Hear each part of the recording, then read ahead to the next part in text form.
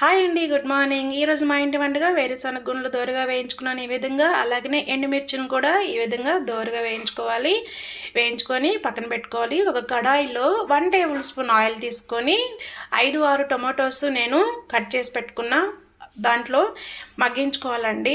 ఇంకా వాటర్ వేయాల్సిన అవసరం లేదు, ఈజీగా మగ్గిపోతూ ఉంటాయి. టమాటోస్కున్న ముందు పాటును తీసేయాలి.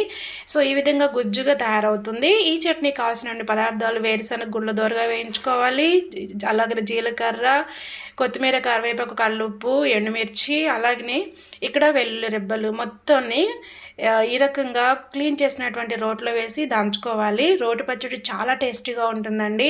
మెత్తగా మెదిగిన తర్వాత గుజ్జుగా ఉడికినటువంటి టొమాటోస్ కూడా వేయాలి. కొంచెం రవ్వంత చింతపండు కూడా వేయండి, చాలా టేస్ట్గా ఉంటుంది. ఏమన్నా వాటర్ అవసరమైతే యాడ్ చేసుకోండి, చాలా టేస్టీగా ఉంటుంది. ఒకసారి ట్రై చేయండి. మీకు ఎలా వచ్చిందో కామెంట్ సెక్షన్లో కామెంట్ చేయండి. సబ్స్క్రైబ్